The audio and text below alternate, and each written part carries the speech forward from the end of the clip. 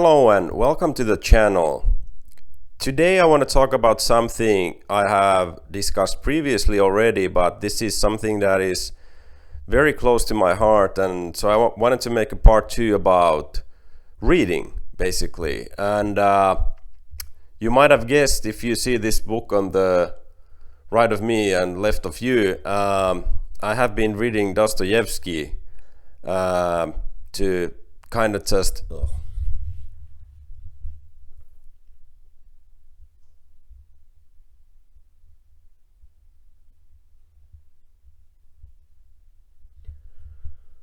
Okei, about 1.30, vähän ennen 1.30. Hello. Hello and welcome to my channel. Today I want to talk something that is very dear to me and something I have talked about before already, but this is part 2 of a topic that about...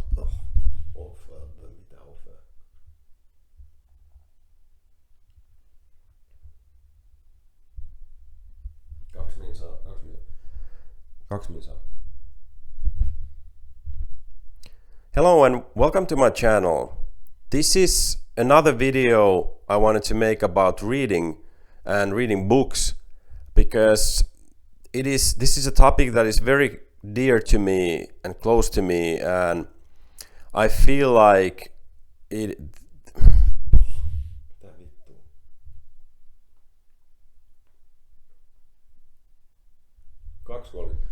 Hello and welcome to the channel. This is another video about reading I wanted to make because reading has been very close to my heart for a while. Even though there has been these long pauses here and there, like I have had periods in my life when I read a lot, and then there have been periods where I haven't been reading at all, but now I have been able to read again, and it is just giving me so much that I want to share this with you, because I know a lot of people still read, but I also know, like in my close circle of friends and relatives, there are people who would like to read but just, you know, don't find the time to do it, or just somehow it just feels too hard. So maybe this will encourage somebody, hopefully, to pick up a book and try it out, because you know, it's a skill that it doesn't go away, right? If you know how to read, you can always start it over. And this is clearly a hobby or a thing you can do when it's never too late. That is cool. That is very cool, right? So anyway, I went to see my mom a couple of days ago, and she's a big reader. She has, I guess, always been, at least as long as I remember, and she has massive amounts of books, and because she keeps buying them all the time, and I think eventually she has to throw some of the old ones out now and then because she just has too many. But I usually like to read non-fiction. I have been reading a lot of self-help type of stuff, but I like reading interesting stories about life and people, and I somehow feel like they are very inspirational to me, and it's possible for me to learn and get so much out of them. But I have read fiction in my life previously a lot, and I think it doesn't hurt to do that either, or it doesn't hurt to read some fiction here and there. And so I asked my mom that, hey, do you have any new good books that you could give me to borrow? And well, she instantly gave me a couple of ones, and then I started looking at her bookshelf, which is quite massive. And so I saw the book called War and Peace by Tolstoy, and I kind of jokingly said that, well, this is what I need to read, and it's quite a thick book, and but Tolstoy and Dostoevsky are the only Russian writers I know by name, and I've never read any of them. So in the end, I picked up Dostoevsky because he was a little bit thinner, and I don't remember who it was, but someone mentioned, I was watching something online that somebody mentioned that his or her favorite writer of all time was Dostoevsky. So I thought might be a good time to try it, and I have only read through 70 or 80 pages about it's called Crime and Punishment, and I think the story is now already kind of only now starting. It's kind of the last chapter I read kind of started to build up some excitement finally. It's not bad. It's not bad. It's just the writing is so different than what I'm used to. But it's I'm sorry, I don't remember the exact year, but the book is old. It's written in the late 1900s, 18 something. Let me actually check while I ramble here. So, but it's a very old book, and it's kind of 1866. Man, it's like 150 years old, and you can kind of get the idea how life was in Russia 150 years ago by reading, and that was a completely different time. People were poor and living in very tiny apartments, or rooms as they're called in the book, and that's one thing I love about books. You can get into this dreamlike alternate reality just by looking at words. It is kind of magical that you have endless options, endless opportunities to kind of create your own world, or create world and characters in your own head.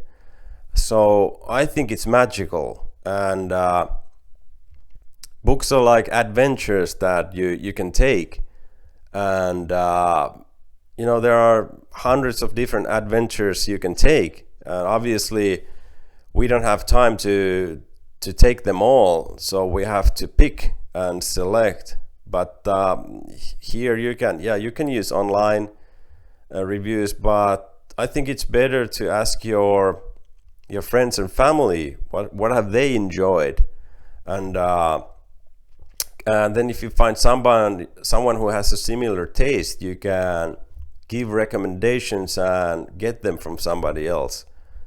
So that's the great thing about books I love. They're so simple. You have pages with words, but that is one thing I find the most valuable thing when you read, is that you are the magician basically. You are the one who's throwing the wand up and down and making all this imagination and worlds in your head, versus everything else that we have nowadays. It's given an entertainment for you. And when you get really deep into a book, you're kind of in a flow. You're kind of in this cool state of mind that you're just super focused on that. And also I think it's crucial in these times when we have these that are literally, I think, ruining our minds. Books are, to me, they are like an antidote to all of this nonsense online and all this super fast entertainment and content that is pushed to our devices all the time. I mean, books don't have notifications. They're just there, and you can go through with your own pace, and that's why me personally, I don't like audiobooks. I don't think they're books. They're more like a podcast you can listen to. Nothing wrong in that. No, clearly nothing wrong in that. I mean, I enjoy podcasts, but but books I like reading myself, because you can't read in a same pace all the time. Maybe listening is different, but you know, when you're reading, sometimes you just read through the words, but you're not really translating it, you know. So same happens when you're listening. You kind of zone out from now and then. So I don't like, you know, rewinding, or the idea that I have to pay attention to this same pace narrating. Is that the word? Instead of when I'm reading, when I just zone out or I lose focus, I can just take a small break, take a deep breath, and then go back and reread again what I kind of missed. So I think it's the perfect form of entertainment, if you want to call it that. And this is not the only thing I do. I only read maybe an hour or two every day max. So I do watch Netflix, and I watch YouTube and all that, but reading creates this separate space that I don't think is achievable with any other thing or any other form of entertainment, for sure. And also one thing I have noticed is, for me, reading is enabling, or is enable is maybe the right word. It creates me creativity. It enables that. It gives me new ideas, and they are kind of, while I'm reading, they're kind of forming on the back of your mind, and then they all of a sudden they might start popping out, and I might have to take my sketch pad and write those things down, you know, just put the book down, because they just all of a sudden might appear. And so like this video, for example, I was reading Dostoevsky, and then I got all these ideas started to come out all of a sudden for this video and for some other ones too. So I think reading is a creative process in itself, and it can also make you more creative. So it is just great, and I don't think books are going anywhere. This was written 150 years ago, and people will still be reading that 150 years from now, I'm sure of that. But it's a shame if people don't just, or they feel they don't have time to do it anymore. And especially younger people, I don't think they spend that much time with books. Or actually, I don't really know, but I'm assuming, because everybody is on TikTok and these devices, and if you look at the statistics, how much time people spend on watching TV and consuming social media and stuff like that, those amounts are quite crazy. So do you have the time?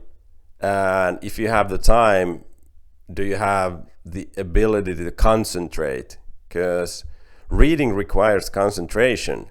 So it is also a form of I think it trains your what's the word? It trains your persistence in a way that you need to be able to just take it easy and focus on this one thing. And if you are used to, you know, just going through something here, picking up a book and then just staring at it might feel a little bit dull, and it can take you a while to get it running, or then you just are not able to do it. But these were the things that were on my mind about books and reading. And